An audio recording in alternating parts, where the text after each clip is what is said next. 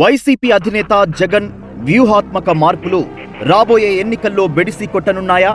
ఎమ్మెల్యేలు, మంత్రుల రాజీనామాలను జగన్ ఎందుకు పట్టించుకోవట్లేదు? పవన్ కళ్యాణ్ లేకుంటే చంద్రబాబు పరిస్థితి ఏంటి? ఆంధ్రాలో కాంగ్రెస్ కు మైలేజీ పెరగబోతుందా? ఎన్నికల వ్యూహకర్త ప్రశాంత్ కిషోర్ జగన్ ను ఎందుకు వదిలేశాడు? ఆంధ్ర ఎన్నికలపై సర్వే సంస్థలు తేల్చిన లెక్కలేమిటి? ఈసారి పక్కాగా గెలిచేది ఎవరు? సీఎం కుర్చీలో జగనా, చంద్రబాబా, పవన్ కళ్యాణా? ఆ వివరాలన్నీ తెలియాలంటే మా వీడియోని చివరి వరకు చూడండి. అంతకంటే ముందు మా ఛానల్ను సబ్స్క్రైబ్ చేసుకోండి.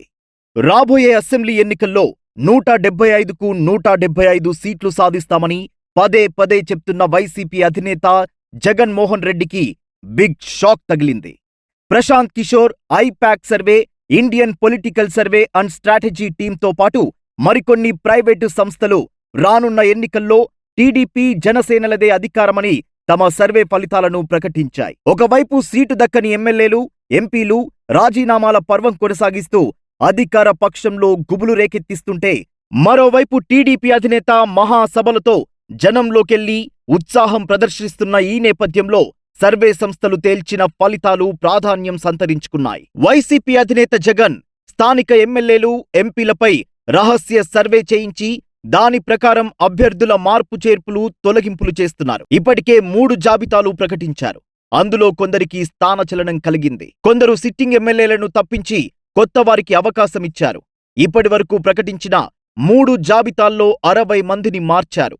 జగన్ వ్యవహార శైలిని తట్టుకోలేని సిట్టింగ్ ఎమ్మెల్యేలు కొందరు వైసీపీకి తమ పదవులకు రాజీనామాలు చేసి టీడీపీ, జనసేనలో చేరుతున్నారు. మరోవైపు జనసేన పార్టీతో కలిసి టీడీపీ ఎన్నికల బరిలో దిగబోతోంది. ఆంధ్రప్రదేశ్లో ప్రస్తుతం బీజేపీ, కాంగ్రెస్ పార్టీలు కూడా పోటీలో ఉన్నప్పటికీ వాటికి అధికారం చేపట్టేంత ఓటు బ్యాంకు లేదు. కనుక వైసీపీ, టీడీపీ మధ్యనే అసలైన పోటీ ఉంటుంది. ఈ నేపథ్యంలో ఎన్నికల సర్వే సంస్థలు అధికార మార్పిడిపై బాంబు పేల్చడంతో వైసీపీ గుండెల్లో రైళ్లు పరిగెడుతుంటే టీడీపీలో మాత్రం కొత్త ఉత్సాహం కనిపిస్తోంది. ఇంతకీ సర్వే సంస్థలు ఏం చెప్పాయో చూద్దాం. ప్రశాంత్ కిషోర్ ఆధ్వర్యంలో నడిచే దేశంలోనే నెంబర్ 1 స్థానంలో ఉన్న ఐపాక్ సంస్థ నిర్వహించిన సర్వే ప్రకారం ఈసారి టీడీపీ, జనసేన కూటమికి 144 సీట్లు, వైసీపీకి 31 సీట్లు రానున్నాయి. గతంలో వైసీపీకి ఎన్నికల వ్యూహకర్త ప్రశాంత్ కిషోరే. ఇప్పుడాయన టీడీపీకి పనిచేస్తున్నారు. శ్రీ ఆత్మసాక్షి సంస్థ టీడీపీ, జనసేన కూటమికి 108 సీట్లు, వైసీపీకి 60 సీట్లు వస్తాయని చెప్తోంది.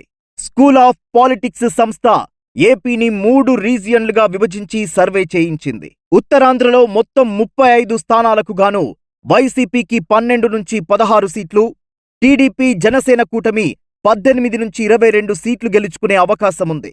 కోస్తాంధ్రలో మొత్తం 85 స్థానాలకు గాను వైసీపీకి 19 నుంచి 24 సీట్లు, టీడీపీ, జనసేన కూటమికి 58 నుంచి 65 స్థానాలు గెలిచే అవకాశముంది. రాయలసీమలోని మొత్తం 52 స్థానాలకు గాను వైసీపీకి 36 నుంచి 40 సీట్లు, టీడీపీ, జనసేన కూటమికి 14 నుంచి 18 స్థానాలు వచ్చే ఛాన్స్ ఉంది. మొత్తంగా చూస్తే టీడీపీ, జనసేన కూటమి 90 నుంచి 105 స్థానాల వరకు గెలుచుకోవచ్చు. వైసీపీకి 67 నుంచి 80 సీట్లు దక్కవచ్చు. అయితే ఎన్నికల విషయంలో ఏ క్షణం ఏదైనా జరగవచ్చు. సర్వేలు మారొచ్చు, ఫలితాలు మారొచ్చు. చూద్దాం ఏం జరగబోతుందో. మా వీడియో మీకు నచ్చినట్టయితే లైక్ చేయండి, షేర్ చేయండి.